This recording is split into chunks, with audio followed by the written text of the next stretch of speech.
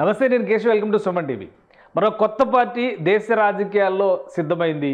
ఈ పార్టీ ఏ విధంగా ముందుకు వెళ్ళబోతుంది, అలానే ఇప్పటివరకు వ్యూహకర్తగా అనేక రాజకీయ పార్టీలకి అనేక మంది నాయకులకి పనిచేసినటువంటి ప్రశాంత్ కిషోర్ ఈ పార్టీకి సిద్ధాంతకర్త, రూపకర్త. రాబోయేటువంటి రోజుల్లో అమెరికన్ ఫెడరలిజం తరహాలో అమెరికాలో రాజకీయ పార్టీలు ఏ విధంగా నడుస్తాయో ఆ తరహా రాజకీయ పార్టీ నిర్మాణం జరగబోతోందంటూ బీహార్లో ప్రశాంత్ కిషోర్ పార్టీ చుట్టూ విస్తృతమైనటువంటి చర్చ నడుస్తుంది. చాలా రోజులుగా పాదయాత్రలో బిజీగా ఉన్నటువంటి ప్రశాంత్ కిషోర్ ఎట్టకేలకు కొత్త పార్టీ జన్ సురాజ్ పార్టీని ప్రకటించారు. ఈ సందర్భంగా ఆయన భారీ సభను కూడా నిర్వహించారు. ఆ దృశ్యాల్ని ఎక్స్లో ఆయన షేర్ చేసుకున్నారు. ఒకసారి చూద్దాం. ఈ పార్టీకి సంబంధించినటువంటి ఐడియాలజీ, సిద్ధాంతాల గురించి కూడా ఆయన వివరించేటువంటి ప్రయత్నం చేశారు. దాదాపు 2.5 సంవత్సరాల పాటు పాదయాత్ర, సుదీర్ఘమైనటువంటి పాదయాత్ర చేయడం, అలానే 1,50,000 మంది ఆఫీస్ బేరర్స్ని ఈ పార్టీ కోసం ఆయన సిద్ధం చేసుకున్నారు. వాళ్ళందరితో కలిపి సంస్థాపక్ సదస్య అనేటువంటి ఒక సమావేశాన్ని జన్ సురాజ్ పార్టీ నిర్వహించింది. దానికి సంబంధించినటువంటి దృశ్యాల్ని ఆయన రిలీజ్ చేశారు. ఎందుకంటే ఈ పార్టీకి సంబంధించి ఒక ఆసక్తికరమైనటువంటి చర్చ నడుస్తుంది. ఇది మామూలుగా ఇప్పుడు ప్రస్తుత భారతదేశ ప్రజాస్వామ్యంలో ఉన్నటువంటి రాజకీయ పార్టీల కంటే భిన్నంగా ఒక కొత్త పందాన్ని, కొత్త విధానాన్ని ఆవిష్కరించేటువంటి ప్రయత్నం చేయబోతోంది. ఆ విధానాన్ని ప్రజలకు అలవాటు చేసే విధంగా ఉండేందుకే తన కార్యాచరణని, కార్యకలాపాలని ప్రశాంత్ కిషోర్ సిద్ధం చేసుకున్నారనేటువంటి ప్రచారం కూడా విస్తృతంగా జరుగుతుంది. స్వాతంత్రం వచ్చి ఇన్ని సంవత్సరాలు అయినప్పటికీ కూడా ఆశించినటువంటి ప్రయోజనాలు నెరవేరలేదు. మరి ముఖ్యంగా బీహార్ ఇప్పటికీ బీమార్ స్టేట్గానే మిగిలిపోవడానికి కారణం రాజకీయ నాయకులు అనేటువంటి విమర్శలు ప్రశాంత్ కిషోర్ చాలా పదునుగా వినిపిస్తున్నారు. మధ్యలో నితీష్ కుమార్తో కలిసి జేడీయూ ద్వారా రాజకీయ మార్పుని, పరివర్తనను తీసుకొచ్చేటువంటి ప్రయత్నం చేసినప్పటికీ అది ఆశించిన స్థాయిలో ఫలించలేదు. కాబట్టే జన్ సురాజ్ పార్టీ స్థాపన జరుగుతోందనేటువంటి విశ్లేషణ ప్రశాంత్ కిషోర్ చేస్తున్నారు. అలానే ఈ వీడియోతో పాటు ఆయన కొన్ని అంశాలను ఇక్కడ ట్వీట్ చేశారు.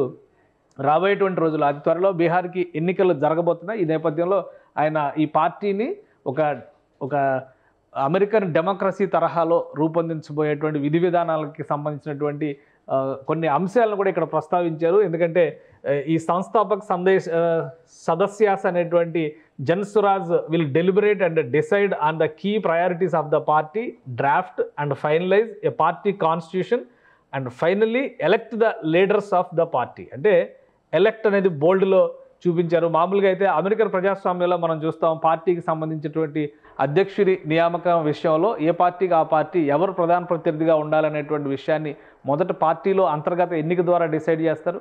ఆ తర్వాత రాజకీయ అంశాలను పక్కన పెట్టి రెండు పార్టీల మధ్య పోరాటంగా అధ్యక్ష పదవికి జరిగేటువంటి ఎన్నికల్లో అభ్యర్థులుగా తలపడేటువంటి పరిస్థితి ఉండదు. దాదాపు అదే తరహాలో ఆయన రాబోయేటువంటి రోజుల్లో పార్టీ నిర్మాణాన్ని చేపట్టబోతున్నారు. అది బీహార్లో మొదటి ప్రయోగం కాబోతుంది. ఎందుకంటే గత ఎన్నికల్లో బీహార్లో గెలుపొందినటువంటి కూటమి రాజకీయం బీహార్ని ఆర్థికంగా కానీ అభివృద్ధి పరంగా కానీ కుదేలయ్యేలా చేసింది. బీహార్ భవిష్యత్ తరాలకి మంచి రోజులు రావాలంటే జన్ సురాజ్ పార్టీ రావాలనేటువంటి మాట ప్రశాంత్ కిషోర్ చెప్తున్నారు. ఎందుకంటే ఒకసారి బీహార్ అసెంబ్లీ స్థితిగతులను చూస్తే కనుక గత ఎన్నికల్లో చాలా విచిత్రమైనటువంటి జడ్జిమెంట్ బీహార్ ప్రజలు ఇచ్చారు. దాన్ని ఉపయోగించుకొని నితీష్ కుమార్ తక్కువ సీట్లు వచ్చి 3వ స్థానంలో ఉన్నటువంటి పార్టీకి అధినాయకుడు అయినప్పటికీ కూడా అధికారంలో ఆయనే కొనసాగే విధంగా స్థానిక రాజకీయాలను మలుపు తిప్పగలిగారు.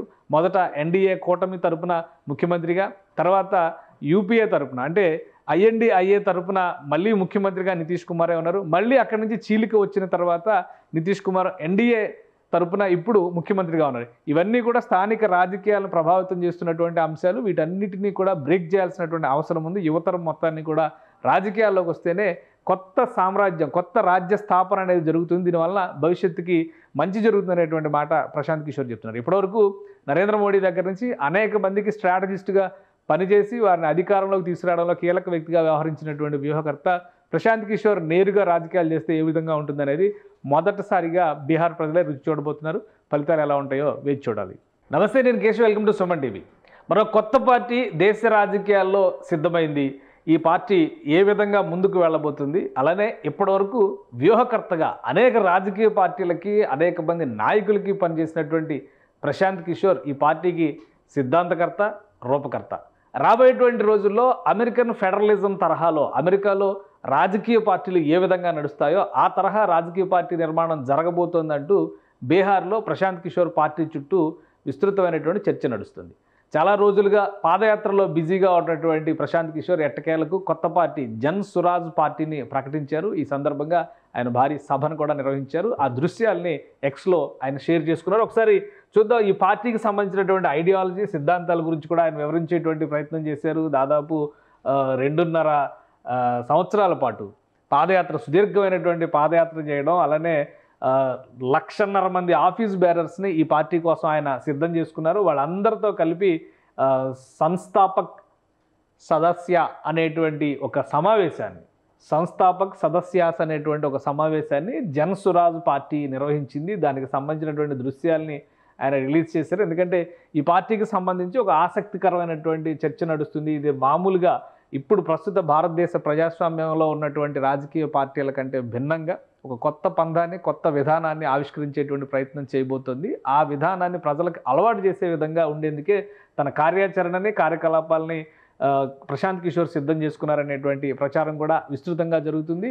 స్వాతంత్రం వచ్చి ఇన్ని సంవత్సరాలు అయినప్పటికీ కూడా ఆశించినటువంటి ప్రయోజనాలు నెరవేరలేదు. మరి ముఖ్యంగా బీహార్ ఇప్పటికీ బీమార్ స్టేట్గానే మిగిలిపోవడానికి కారణం రాజకీయ నాయకులు అనేటువంటి విమర్శలు ప్రశాంత్ కిషోర్ చాలా పదునుగా వినిపిస్తున్నారు.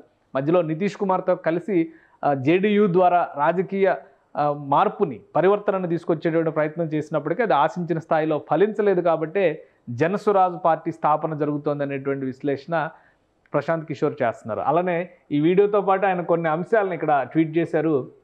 రాబోయేటువంటి రోజులు అతి త్వరలో బీహార్కి ఎన్నికలు జరగబోతున్నాయి. ఈ నేపథ్యంలో ఆయన ఈ పార్టీని ఒక అమెరికన్ డెమోక్రసీ తరహాలో రూపొందించబోయేటువంటి విధి విధానాలకి సంబంధించినటువంటి కొన్ని అంశాలను కూడా ఇక్కడ ప్రస్తావించారు. ఎందుకంటే ఈ సంస్థాపక సదస్యాస్ అనేటువంటి Jan Suraaj will deliberate and decide on the key priorities of the party, draft and finalise a party constitution and finally elect the leaders of the party. అంటే ఎలెక్ట్ అనేది బోల్డ్లో చూపించారు. మామూలుగా అయితే అమెరికన్ ప్రజాస్వామ్యంలో మనం చూస్తాం, పార్టీకి సంబంధించినటువంటి అధ్యక్షుడి నియామకం విషయంలో ఏ పార్టీకి ఆ పార్టీ ఎవరు ప్రధాన ప్రత్యర్థిగా ఉండాలనేటువంటి విషయాన్ని మొదట పార్టీలో అంతర్గత ఎన్నిక ద్వారా డిసైడ్ చేస్తారు. ఆ తర్వాత రాజకీయ అంశాలను పక్కన పెట్టి రెండు పార్టీల మధ్య పోరాటంగా అధ్యక్ష పదవికి జరిగేటువంటి ఎన్నికల్లో అభ్యర్థులుగా తలపడేటువంటి పరిస్థితి ఉండదు. దాదాపు అదే తరహాలో ఆయన రాబోయేటువంటి రోజుల్లో పార్టీ నిర్మాణాన్ని చేపట్టబోతున్నారు. అది బీహార్లో మొదటి ప్రయోగం కాబోతుంది. ఎందుకంటే గత ఎన్నికల్లో బీహార్లో గెలుపొందినటువంటి కూటమి రాజకీయం బీహార్ని ఆర్థికంగా కానీ, అభివృద్ధి పరంగా కానీ కుదేలయ్యేలా చేసింది. బీహార్ భవిష్యత్ తరాలకి మంచి రోజులు రావాలంటే జన్ సురాజ్ పార్టీ రావాలనేటువంటి మాట ప్రశాంత్ కిషోర్ చెప్తున్నారు. ఎందుకంటే ఒకసారి బీహార్ అసెంబ్లీ స్థితిగతులను చూస్తే కనుక గత ఎన్నికల్లో చాలా విచిత్రమైనటువంటి జడ్జిమెంట్ బీహార్ ప్రజలు ఇచ్చారు. దాన్ని ఉపయోగించుకొని నితీష్ కుమార్ తక్కువ సీట్లు వచ్చి 3వ స్థానంలో ఉన్నటువంటి పార్టీకి అధినాయకుడు అయినప్పటికీ కూడా అధికారంలో ఆయనే కొనసాగే విధంగా స్థానిక రాజకీయాలను మలుపు తిప్పగలిగారు.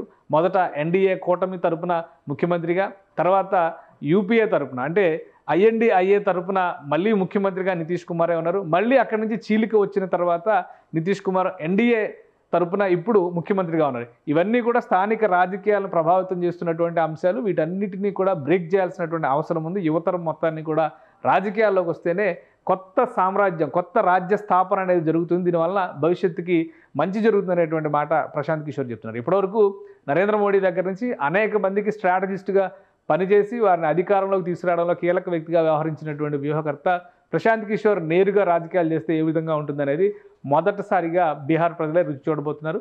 ఫలితాలు ఎలా ఉంటాయో వేచి చూడాలి.